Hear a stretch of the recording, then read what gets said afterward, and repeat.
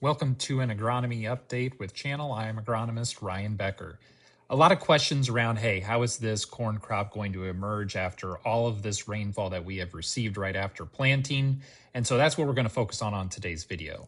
So I'm going to start off by looking at this graphic over on the left showing how we, go through the process of germination, how many growing degree units are required to start the process where the coleoptile starts to emerge, usually in that 65 to 80 range, to when it finally pokes through, which is 100 to 120 growing degree units. And, next, so that's the initial stage. I'll bump over to this other graphic, which comes from an article by Dr. Bob Nielsen. And it really hones in on, hey, GDDs is what they're using, growing degree days. And, the exact amount of time that you get from when the radical root emerges to when the coleoptile comes out. And you can really see, hey, this is the exact progression of, if you want to timestamp where you're at in the process and knowing that emergence is eventually going to happen at that 100 to 120 growing degree days or growing degree unit range, this is how you kind of sync up. So the couple images that I have here are from a field planted on, what would that have been, Saturday the 25th. You can see it's probably hovering right near that 100 growing degree units and is getting ready to pop out. But as you can see, we just need a couple more to get it up and out. So it kind of aligns perfectly with what's shown up on the graph there from Purdue. So back to the bear chart here, we're looking at the V1, V2 stage. The consensus is you need 82 growing degree units to go to your next growing stage. So, corn that's at V1, you need another roughly 82 growing degree units to get to a solid V2 with a collar. And, our accumulation rates right now are in the single digit range for most days, except for maybe Saturday is our only double digit accumulator. So we've got time for this stuff to get up out of the ground and to still be at the same stage and thus, not a growth stage behind. Now, why that is important is as we look at, what's kind of the standard acceptance, or at least what I'm going to say is the standard acceptance, is that a research article out of Minnesota said that for each growth stage that you're behind, so if you're one growth stage behind, those individual plants will see a 20% reduction in yield potential. Now, if you fall behind two growth stages, those plants then become a 50% yield reduction. So, if we look at the examples up on the screen, if, I wanted to walk through this, if we have a 35,000 stand, 25,000 are a strong V1, and then we've got 10,000 stragglers that, are only spiking through, we can call that a one growth stage deficit. So those plants that are the stage behind, they're capped at 80% of the yield potential compared to the 100% on the ones that are at V1. So if we do the math through this and put it all together, what I did was took the 25,000 times, 1 or 100%, you get the 25, you take the 10,000 plants that are straggling a growth stage behind, times it by 80%, that's where you get your 8. So what I'm getting here is my yield factor is 33. I take that 33 by if everything was up, all 35 were good, 33 divided by 35, there you get a yield potential of 94.3% in that example.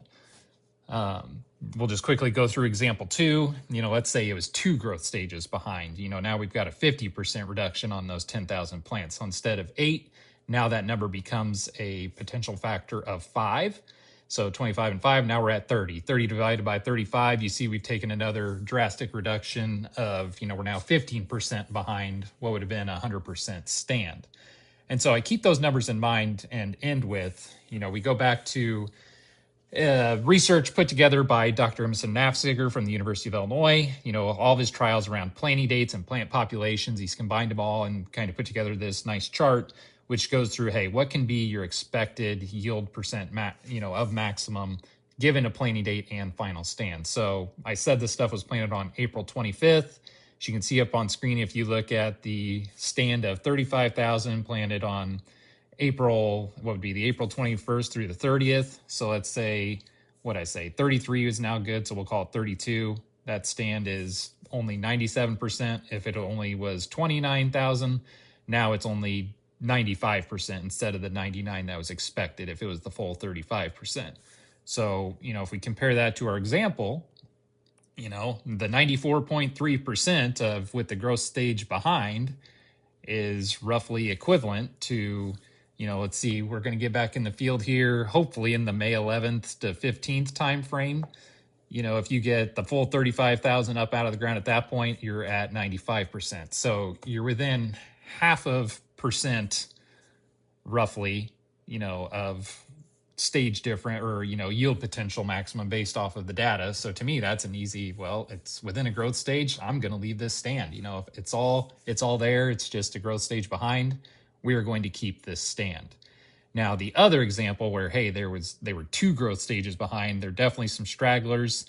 The percentage that we came up with was roughly, 85.7%. And, we compared that to if we could get back out there, 85%, we could go all the way, a full 35,000 stand. We got it up out of the ground. It'd be better to replant all the way up through the end of May. It's not until the month turns to June that maybe that stand would be worth keeping. So in my opinion, and based off of our growing degree units, we've got time for this crop to get up and out. It mostly comes down to if you are finding a crust starting to appear. That's saying that those ones that are still down there, or they're rotted, or they're underneath the crust and they're not going to emerge, and you've got that low stand, then sure, by all means, rip up, redo, go back out there and try to achieve your perfect stand planted, in mid to late May. However, with the amount of rain that we kind of keep receiving, these regular showers, hopefully we're keeping soft enough. We're going to see hopefully just a little bit of erratic corn plants popping up. And as long as, like I said, they're within a growth stage of each other, I think we're going to be better suited to leave those fields alone. So overall, my optimism meter, just with the way these rains are coming, I wish we had just a touch more heat so we could just, know sooner rather than later. But I'm cautiously optimistic that we won't have nearly the level of replant right now that we were anticipating after, that Sunday of planting. And then all of a sudden we just started getting dumped on. So be patient, use these tools to try to make the best decision possible. And by all means, reach out to myself or, the seed pros in your area, and we can come up with a game plan here to best maximize your experience and expectations for the future. Thanks.